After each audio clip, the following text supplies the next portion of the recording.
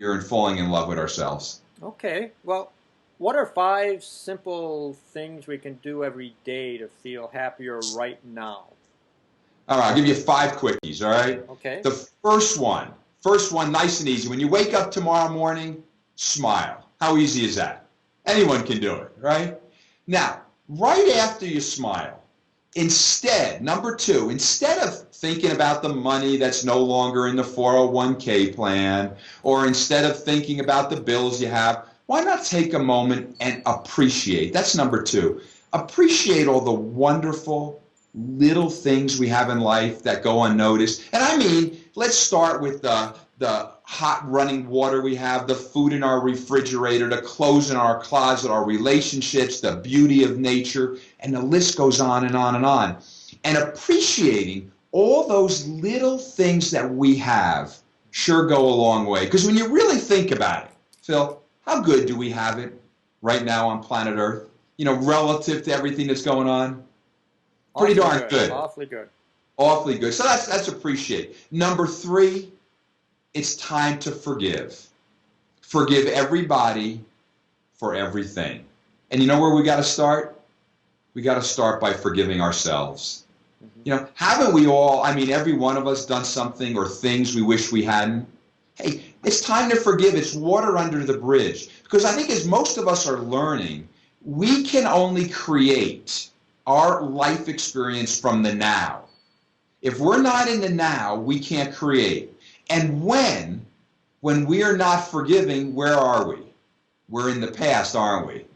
So let's just forgive everybody for everything right now. Start with ourselves. That's number 3. Number 4 is to look around and just allow people to be who they are. Aren't we all incredibly unique? And the older we get, don't we realize that not only we're somewhat unique, maybe we're a little eccentric in our own way? Why not just allow others to be who they are and stop making other people be the way and see the world the way we want them to see it in order for us to be happy? Now, so smile, appreciate, forgive, and allow. That's not so hard. Number 5, and I touched on this a little bit earlier, I'm going to ask that we all take a moment and watch and listen and read a lot less of the daily news. I think the news is terribly negative. I think it's overblown in a negative way. I don't think we need to blame the media. They're a for-profit enterprise. They're sending us what we'll buy. But if we can just shut that off a little bit, and if you really want to be bold, go on a news fast for a day or 2.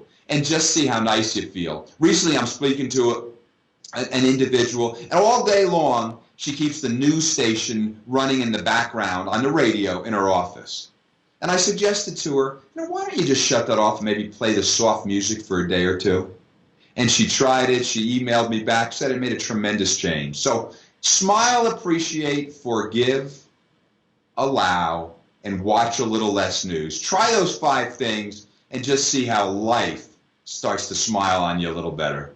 I agree with the turning off the news. It really adds so much toxicity to our lives that we're not aware of. It really does. And doesn't it create a victim mentality as well? Oh, yeah. It contributes to that, absolutely. Well, yeah. So what you're talking about, happiness really can be learned and practiced then.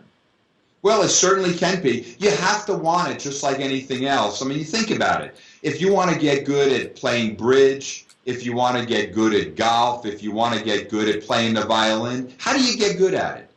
You practice.